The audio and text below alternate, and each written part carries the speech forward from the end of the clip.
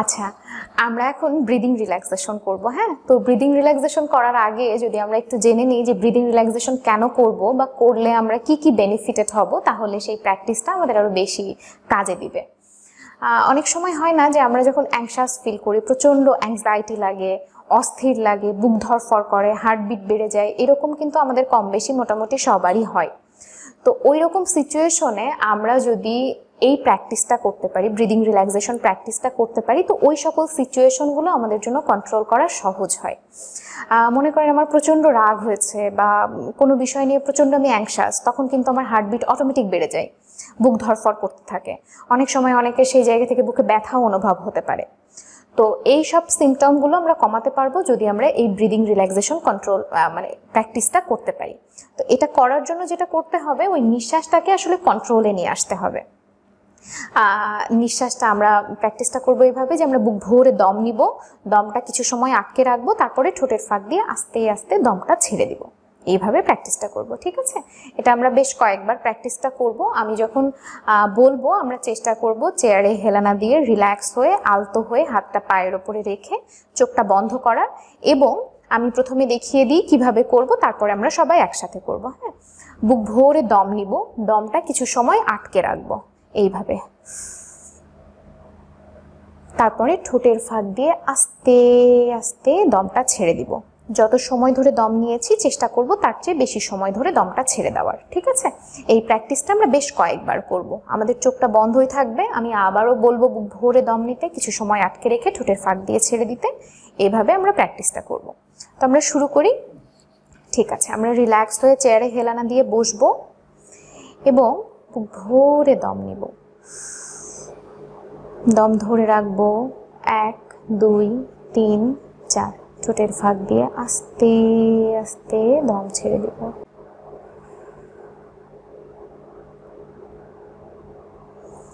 আবারও বুক ভরে দম নিব, দম ধরে রাখবো 1 2 3 4, ঠোঁটের ফাঁক দিয়ে আস্তে আস্তে দম ছেড়ে দিব।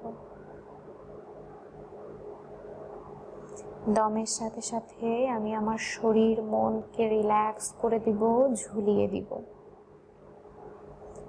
আমি আবারও বুক ভরে দম নিব, দম ধরে রাখবো এবং ঠোঁটের ফাঁক দিয়ে দম ছাড়ব। ফিল করব এই দমের সাথে সাথে আমার সকল ক্লান্তি বেরিয়ে যাচ্ছে, সকল দুশ্চিন্তা বেরিয়ে যাচ্ছে, আমার রিল্যাক্স লাগছে, আরাম লাগছে। আমি আবারও বুক ভরে দম নিব,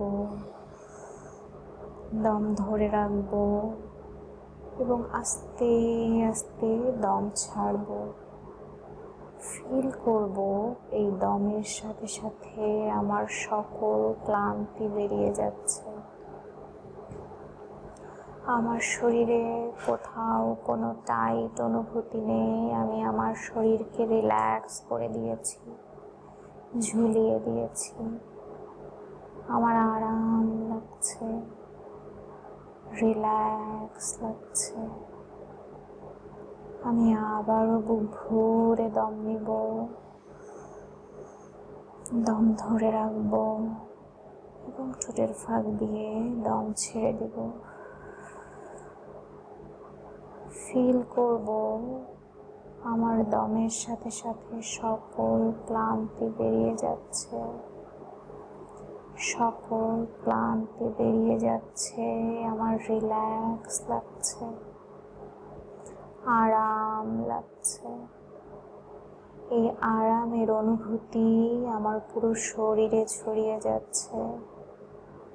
শরীর জুড়ে আমার রিল্যাক্সের অনুভূতি, আরামের অনুভূতি। এই অনুভূতিটা আমি আমার নিজের ভেতরে ধারণ করব। এই অনুভূতিটা আমি ফিল করার চেষ্টা করব এবং আবারও বুক ভরে দম নিব, দম ধরে রাখবো এবং ঠোঁটের ফাঁক দিয়ে দম ছেড়ে দেব। আমার আরাম লাগছে। লাগছে, রিল্যাক্স লাগছে।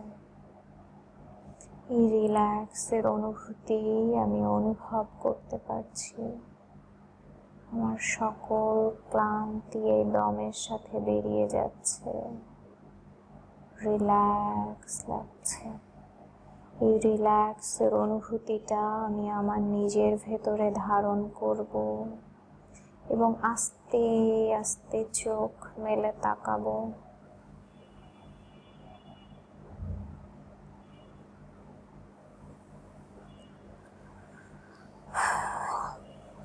কেমন লাগছে? রিল্যাক্স হয়েছে? ঘুম চলে আসছিল না? তার মানে আমরা রিল্যাক্স ফিল করেছি। ঠিক আছে, এইভাবে আমরা এই রিল্যাক্সেশন প্র্যাকটিসটা করব। এটা আসলে ওই যে বললাম যে ওই সকল সিচুয়েশনে যদি করি তো আমরা বেটার ফিল করব। তবে এগুলো আসলে প্রত্যেকটাই স্কিল আমরা জানি যে আমাদের নিজেদের ভেতরে যদি তৈরি করতে পারি, গ্রো করতে পারি, তাহলে তাড়াতাড়ি বেনিফিটেড হতে পারবো।